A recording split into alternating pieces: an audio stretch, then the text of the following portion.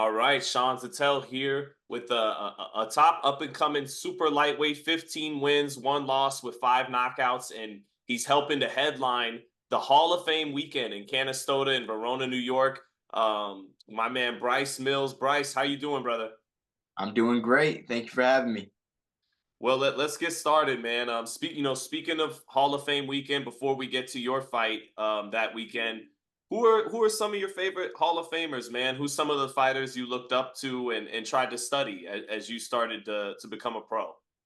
Man, there's so many fighters, so many great fighters. I study a lot and I like to watch a lot of legends from the past. Few of my favorites would have to be Roberto Duran, Hands of Stone, Julio Cesar Chavez, Roy Jones, just to name a few. I love watching just that exciting style of fighting, the forward pressure, that Mexican style, like Julio Cesar Chavez had, and Roberto Duran's pressure, and Roy Jones just pure athleticism. They just they're so unique from everyone else. Well, it's interesting you mentioned Duran and Chavez right away because watching some tape on YouTube of your last couple fights, that's what it looks like you like to do. You like to throw clean, compact, good hand speed on the inside. Looks like that's where you really like to operate. Is that right? No, yeah, no doubt. I'd say I'm most comfortable on the inside.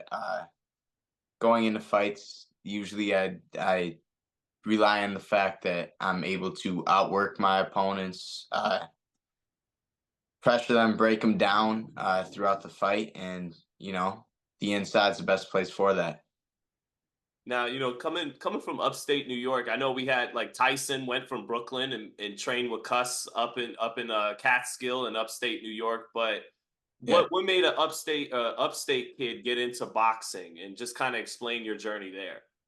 So my journey was, I think it was different from most boxers you see in the professionals now. I actually started out in martial arts as a kid, and growing up, once I got to a certain age, martial arts, I just wasn't really feeling it much anymore. And I saw people who transitioned from martial arts into kickboxing. And once I reached about 10 years old, I was like, okay, I'm getting sick of this. Uh, I want to start kickboxing. So then I started that up, and I kickboxed from the age of, man, 10, 11 years old to 17 years old, where I turned pro as a 17-year-old in kickboxing. And then from there, I realized that there just wasn't much of a future in kickboxing. Right. And I really had accomplished everything that I wanted to at that point in my life. So I moved over to boxing, and I just made this transition. So, that kind of reminds me of Caleb Plant and Chris Algieri. Those were two guys around the same age, 17, 18. I think that, well, Yeah. Caleb was a little younger, but I think they made that transition as a teenager and were able to Yeah. become world champions. Do you take some, inspiration from that and know about that? I I definitely do. And I mean, I remember hearing about Caleb was at, he's older than I am, but he went to a lot of the same tournaments and a lot of the same fight venues that I was at and I kickboxed at. So I've definitely heard his name, thrown around on the kickboxing scene back in the day. But yeah, I take inspiration from those guys. They're at the highest level right now, and one day that's where I want to be myself. What's the hardest transition going from kickboxer to boxer? Uh, I mean, they're two completely different sports, to be honest. It's like people always ask me, they're both combat sports, but that's not the case. You see these MMA fighters trying to box with these boxers, and I think that's where it shows that they're completely two different sports. MMA fighters can't box, and boxers can't fight MMA. You know what I mean? And but as far as the biggest difference between the two sports, there's so many. I'd say boxers are able to sit down on their punches a little bit more and throw their punches harder. Defensively, boxers are better too. They move their head. They have slick defense. Kickboxers are pretty straightforward and conventional, and they don't have much pop. on their punches. They don't really know how to sit down much, you know. Interesting. And coming from upstate, what was it like when it was time to venture down to the five boroughs for probably some top level sparring and all? What was that like?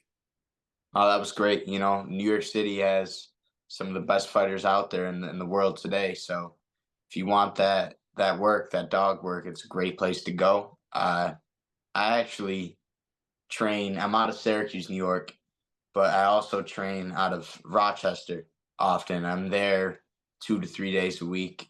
So I spar a lot of top fighters out of there.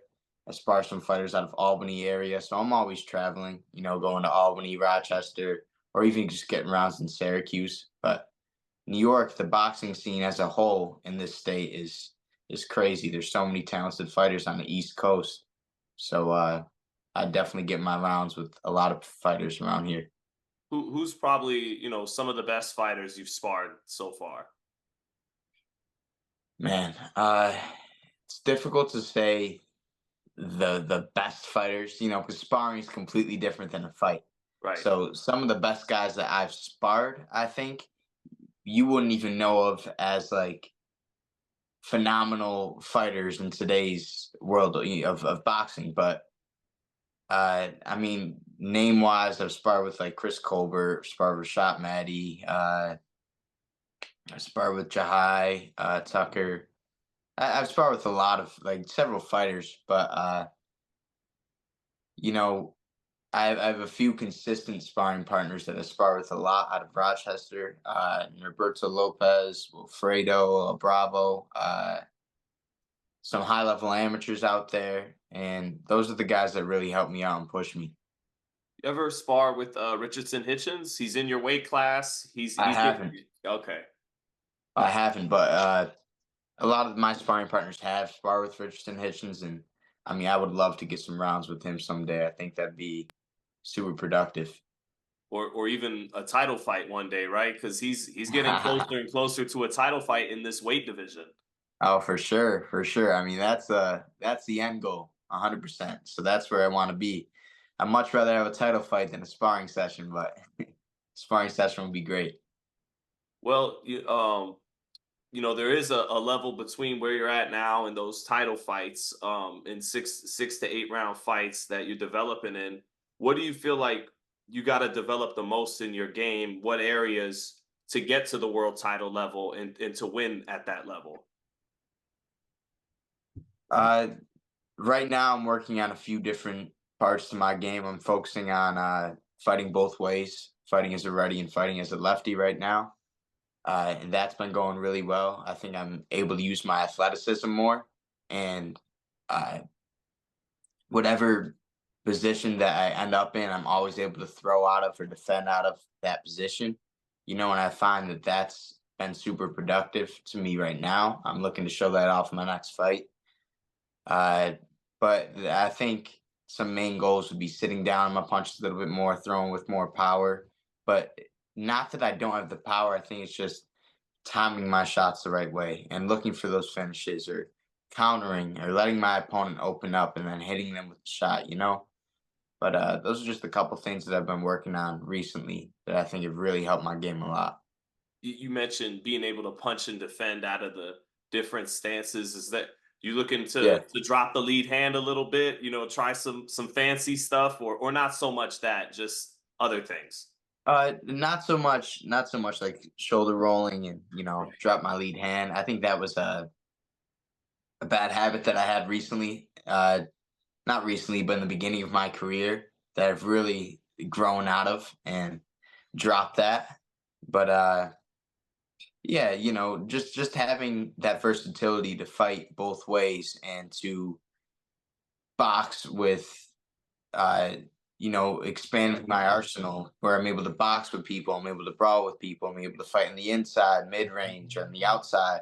And I think I can really do all those things. I think that's what separates me from other boxers is that if I need a box to win a fight, I can do that. If I need a fight on the inside to win a fight, I can do that. If I need to fight in mid range, or I need a pot shot and counter, I can do that as well.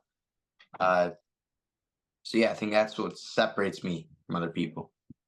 I hear you got a good following up in New York, and Mhm. that a lot of people will be turning out to that fight that weekend in Verona to see you as the the guy they're buying tickets for. What is it you think resonates with you about your audience up there in New York?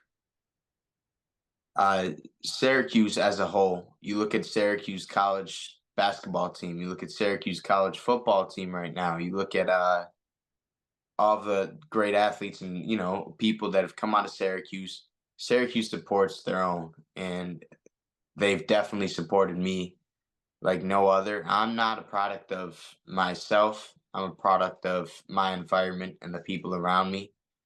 And I try to shout out Syracuse every chance I get because that's my city. I was born and raised here, and I absolutely love it to death. The people here are sincere, genuine, and absolutely just amazing people. And everyone has been coming out and supporting me.